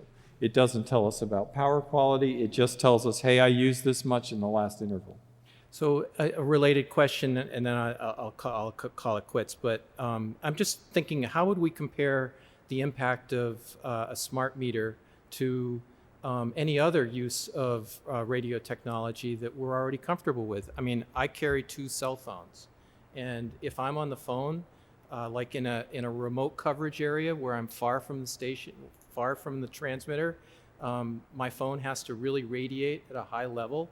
And it's held right up to my head. Wouldn't that be worse than a smart meter that's located on an exterior wall of the house and that is feet or meters away from me? I mean, logically it would seem so, but again, I'm not an RF engineer. I'm an IT guy. Gordon, okay. we have a meter that reads RF and EMF, and you could take a look at it, and we've done it We've checked smart meters, we've checked phones, we've checked microwaves, computers. There's RF everywhere. And the smart meter puts out far less than anything we've checked so far. So I was actually going to ask that and wonder whether that could be put at citizens' disposal. Is that something that we can offer for people to measure what their microwave oven is putting out, what their Wi-Fi router is putting out, what their cell phones are putting out, so that we have something to contextualize? We've done that with some other devices. It's something that we can consider doing. They can sign it out. Yeah, that's what we did with a couple other items. Okay. I think we still do it too. I don't know if we have a lot of uptake, but it's just something that, you know, we got and the data is interesting. I mean, if the science isn't clear on this up to your ear on a regular basis, having something on the outside of my house feels less dangerous. But again, I'm not a scientist. It's not my area of expertise. And I've certainly lost loved ones to cancer, so it's not that I'm immune to the potential threats that we're all concerned about. But I think we need to relativize what we're worried about. Can I just want to interject for just 1 minute? I'm just doing a time check. I want to recognize that our goal was to try to wrap up by 9 o'clock, so I just keep that in mind and we'll keep going. I'm Sheldon Hines again. I wanted to follow up on this last discussion. The difference between your cell phone and a wireless smart meter is pulsing. And the pulses come out every more than 11 times per minute in an Itron meter. I have a chart provided to me by a scientist from California showing exactly what signals are generated 21 feet away from an Itron wireless smart meter. And I'd like to show that to Mark. And I would like to follow up and have a laboratory demonstration of what the radiation is currently coming from the existing AMR meters and an AMI meter. I don't know if you use Itron. Do you use Itron meters? We do have some Itron meters. Yeah. I'd like to see the comparison between the current AMR meters and the AMI meters outside the house and inside the house. And I would love to participate and watch you do it. And the key thing is to use the peak reading, not the RMS reading. FCC requires using the averaging technique on the meter called RMS. It's invalid. The valid way is to look at the peaks, and the peaks go in spikes. And that is the dangerous part. And it is everywhere in your body, not just in your head. Now, Cece has another comment. Thank you. I love to see the way your minds are working and how all these excellent questions are bubbling up. This is a radio frequency radiation detection meter. It's called an acoustometer, and it's measuring right now the ambient radiation that's in this room from the routers and from everybody's personal devices. That is a very toxic level of microwave radiation, and that is what we are exposed to daily. There is no safe level of microwave radiation in the scientific literature. On November 1st, the U.S. National Toxicology Program completed a $30 million study that was begun 2 decades ago. They went in expecting to prove that the technology of the day that used radio frequency, which was cell phones, was safe. And instead, they found clear evidence of tumors, which is cancer, and DNA damage, which is the roadmap to grow a proper little human. Clear evidence is the highest public warning that our government agency, which is the #1 toxins researcher in the world, can give. So there is no safe amount of radio frequency radiation. Once you have classified something as a carcinogen, any amount of that toxin is carcinogenic. So be clear that even though we've all come so accustomed to using all wireless all the time, it is not safe. And that's why those lawsuits are now happening against Apple and Samsung, because so many people have gotten the glioblastomas, the most deadly kind of brain cancer, from carrying that cell phone up to their head. Having a laptop on your lap is not safe. Having a router in your house is not safe. My house is completely hardwired, and I have all the safe technology I need, and it's a lot faster than anything you're ever going to get with wireless. Thank you. I just want to make a brief comment that, meters aren't just about better management of our energy use and consumption. We're also looking at a whole lot of other consumer devices and so-called Internet of Things that are going to change the way we're using electricity, and not to speak of the 5G issue, which will be a lot of exposure, but even just the meters, it's not just about the energy, and I would hope that that would be factored into the way you think about it.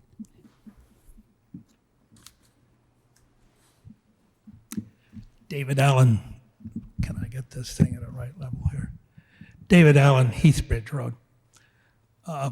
First of all, with all due respect and appreciation for neighbors, some of them from my neighborhood, colleagues here, simple expert, not all of you have a copy of this page in your hand, but I hope that most of you do. When you look at and I have tremors, so it'll shake around, but hopefully the voice won't, we'll see.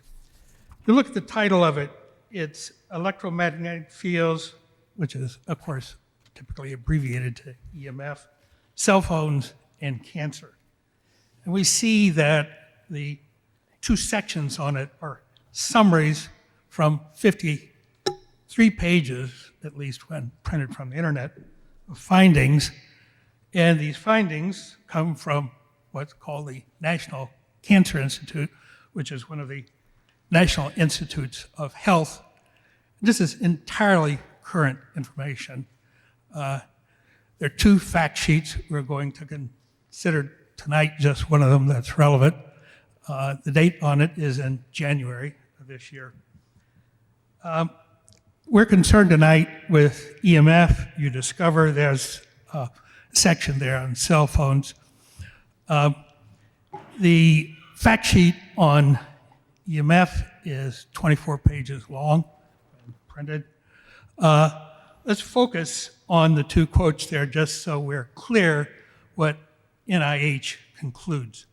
And let's notice that these are studies of outcomes, not of theoretical threats or potential harms, but actual outcomes. There are two sections, one for children, one for adults, and forgive my tremor, but it reads, no consistent, hopefully I can hold this, evidence for an association. Thank you, Laura. You know me. Thank you, ma'am. No consistent evidence for an association between any source of non-ionizing EMF, which is what we're talking about here, and cancer has been found, period. Okay? The other quote, for adults, many studies have examined the association between non-ionizing EMF exposure and cancer in adults, of which few studies have reported evidence of increased risk. Thanks, Laura. I pointed out that this is a lengthy fact sheet. I'll make copies available to anybody who gives me an email address. They're not one or two or a dozen or so references. There are 57 references at the end of this. And it does come from NIH, which I think most of us think of as authoritative. I got there because I went to the dean's office at the Harvard School of Public Health, sought a reference. I had the good fortune to be referred to a Dr. Martha Linnet, L-I-N-E-T. She pointed at these two fact sheets. Just to confirm her impartiality, we trust lack of bias. She could not testify. She could not. I offered to connect her up by video. She could not do it because they are required to not even show the appearance of partiality. They can't take a side. All she could do was refer me to this evidence. You, the board here, and of course Dave, Mark, and Laura, will be the ones who ultimately have to judge the data and come to a conclusion. We're all too familiar with these scientific questions where there are views on one side and views on another. We know with climate change that there is a vast view that climate change is human caused. There are a small group who are on the other side, but we have to use our judgment in deciding which of these scientific findings we follow in making decisions. You get to do that in this case, and thank you, for goodness sake, for staying here this long to do it. Thank you, David. And again, it's 9 o'clock, just keeping that I'll try to be top quick. of mind. Katie Winchell, in respect to the comments made about just previously regarding the National Cancer Institute's comments about basically showing that there is inconclusive evidence between exposure to electromagnetic frequencies of the type that smart meters use and all our other wireless technologies use and biological harm. I've often wondered about that.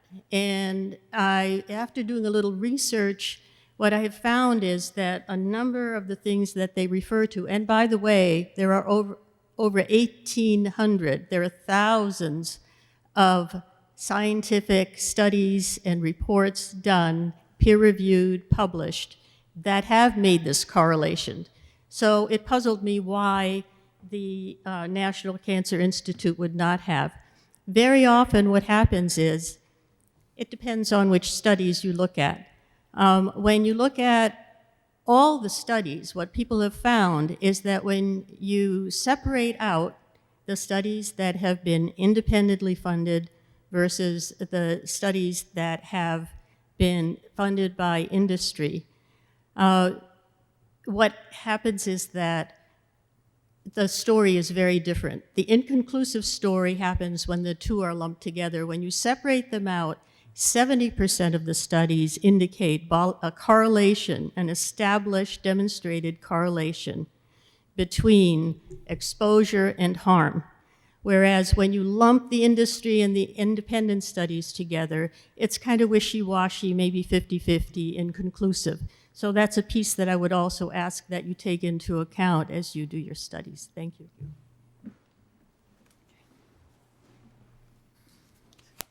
Hi, Courtney Whalen, 65 Dover Street.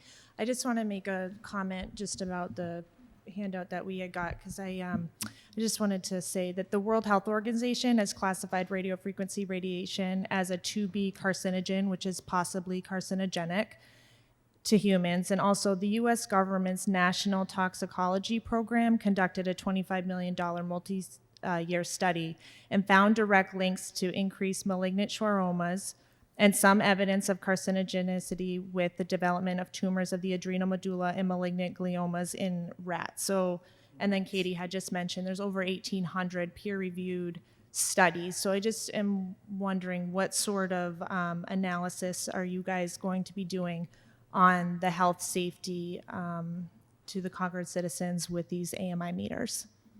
Thank you. So I think that tonight's conversation has been very informative and your references are helpful. I think the board's going to be doing their own research and taking in your input. So I can't say that we have a definitive plan for that, but it's challenging because there are numerous sources and there's perspectives on either side. And so I think it's important for us to try to find those sources that we find most reputable. And we don't have the answer tonight, but part of our job is to do some of that research.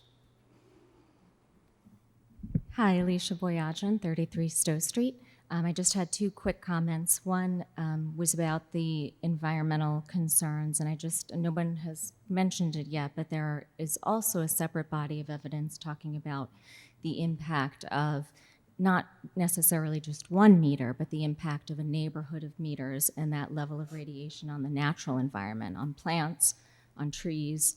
I've even read one where they experimented on earthworms and found effects, and pollinator bees.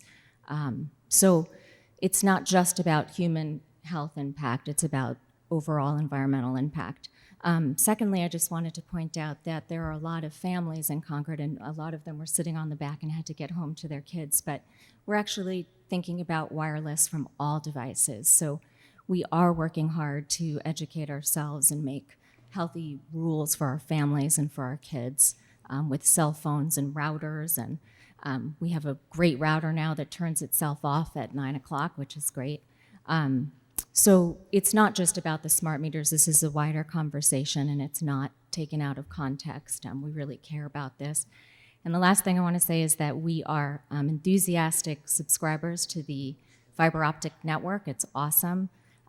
We have a mostly hardwired home as well. We do have a router for guests and when my husband needs to work on a wireless device briefly. But I had a technical question and it kind of got lost in the conversation. But if you could just briefly explain why we have to have the fiber pulled, why our meters couldn't connect and communicate through other wire, like a cable connection, why it couldn't send information to the plant that way. Dave, you know, Sure. remark? It's actually the point that the gentleman over here brought in order to be a utility grade meter that we can bill on, we have to have a secure connection to that meter. And so, while it might be okay for someone to, subscribe to Netflix or something over their Comcast internet connection, we can't actually issue you a bill for your electricity unless we have, a verifiable, secure utility grade connection. So that ends up being something like the radio drive-by that you get is secure and encrypted, and and following that kind of protocol. And so we're always thinking about how to put in a parallel secure network in order to do that, and whether that would be wireless or wired. Sure. Louise Berliner, 179 Independence. So I wanted to first of all thank the board, David, Wendy, Laura, Mark, everybody, because you've been incredible. You've listened to all the questions over the months. You've really expanded your thinking about this. And I'm really grateful I live in Concord, because I really feel that there's a possibility, because there are two sides. Well, there are a lot of sides. This is a behemoth. As I started to research it a couple of years ago, this goes into so many, this is a huge question, and there's so many aspects to it. So I really appreciate what you've been doing, and I hope that we can continue the conversation and that we can continue to be connected on this, and that we can follow up on this, because I feel like the one issue that keeps being pushed aside by this fascination with data and with smartness, which is a human attribute, not a inanimate attribute, that there's the human, and we're the human, and our conversation is about the human as well in the environment that we're really trying hard to save. So the collaboration is really the most important thing as far as I'm concerned, that the human element doesn't get forgotten in this desire for data and for rates and like that. So just wanted to thank you all. Great, thank you. One last question, I think. Hi, Brett DeBlanc, 1781 Main. So first of all, Yep. I lived here 5 years. In general, great job. So this is a small issue, taking some time, but the strategic plan, you guys are asking for questions. I'm looking at thumbs up, right? So just sort of general positive feedback. I know it's late. I'll just say I definitely am against adding wireless devices. Light, fiber, it's going to beat wireless every time. You're just delaying the future. There's so much this town has done, which is fantastic, including all that fiber that's down there. And just keep going. That's the system that will make the difference. This other is just Biden time, the wireless. So thank you. Okay. I'd just say one last thing I forgot to say, which was in this whole spirit of collaboration, if we could get creative and find the money. I mean, it would benefit the town of Concord. We are the town of Concord. So I'm happy to work on that with you about finding the money. So maybe others are. Thank you. So I'll just conclude. This has been a very informative session tonight. Appreciate everyone's active participation. The board has a lot of work to do as a next step.